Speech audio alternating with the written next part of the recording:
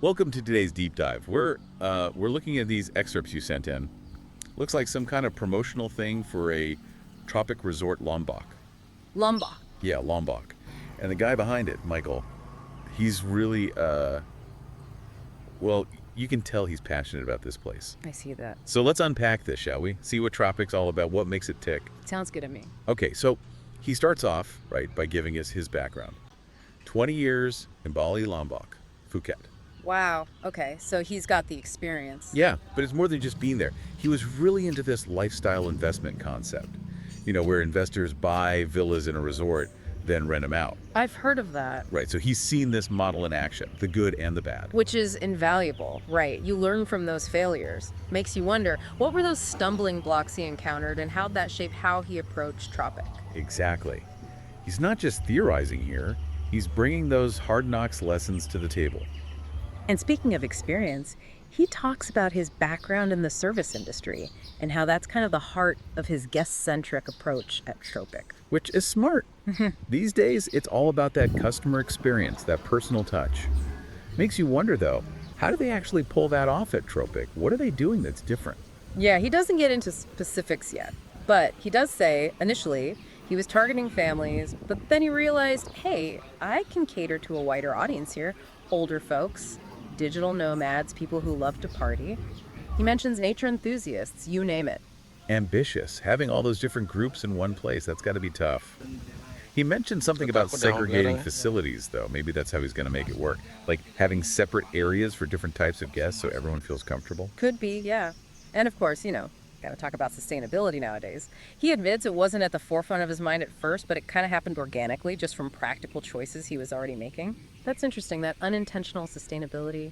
He talks about things like recycling, minimizing waste, using durable materials. Right, all those little things add up. Exactly, and it's smart, right? It saves him money, attracts a certain type of guest, and it's better for the environment.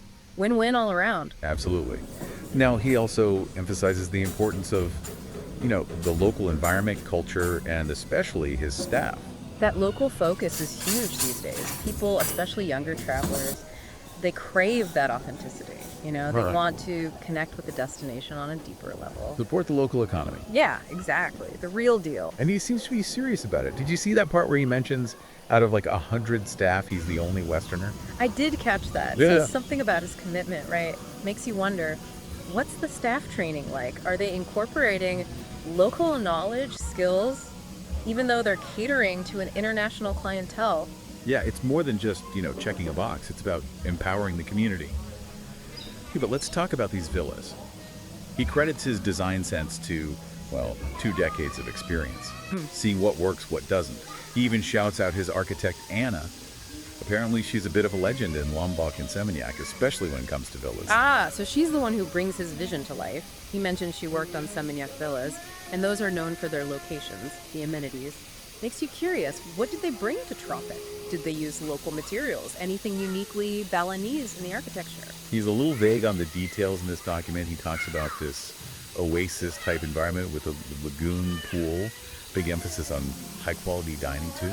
Sounds like he's going for that blend of luxury and relaxation. Makes sense, considering the crowd he's trying to attract.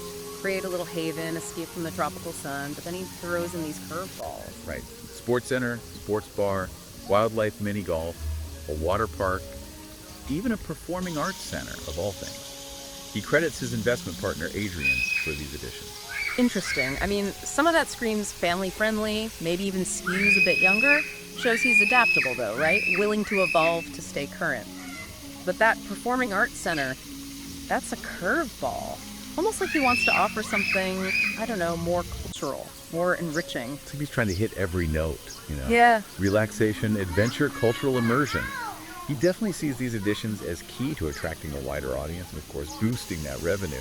He even calls them exciting projects. And knowing this guy, I'm inclined to believe him. Diversifying his offerings is smart, though it does make you wonder, how does it all fit together? Is there risk of it feeling disjointed, like trying to be everything to everyone? That's the million-dollar question, isn't it? Yeah. He doesn't really address that specifically, but knowing how meticulous he seems to be, I'm sure it's crossed his mind.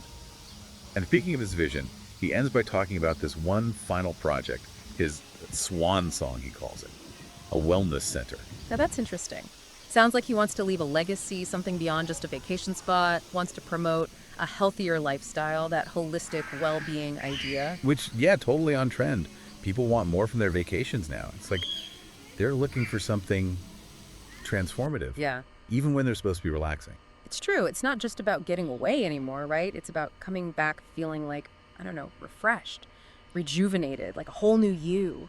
Makes you wonder, though, what's this wellness center going to offer? Will it be like a full-on spa, retreat center, or something more integrated into the whole resort experience? Right. Yoga overlooking the ocean, meditation gardens, personalized wellness programs. You could go all out. He could. And knowing Michael, I bet he has something special planned. Definitely. And you know what gets me? It's how he's blended it all together. The luxury, the sustainability, even this wellness focus. It's not just separate things, you know? It's like he's created this ecosystem where they all work together.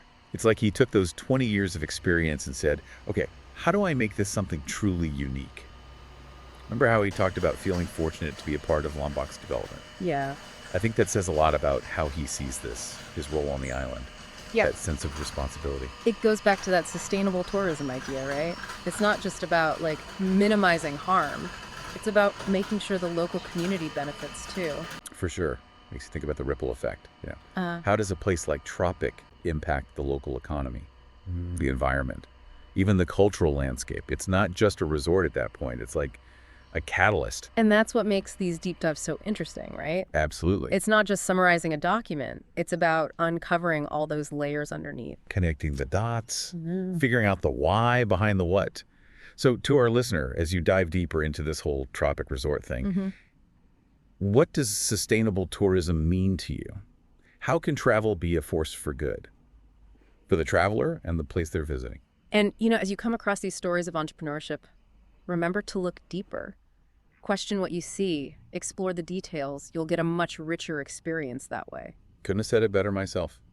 Because that's what a deep dive is all about. A journey of discovery, right? Exactly. And like any good journey, it's not just about the destination.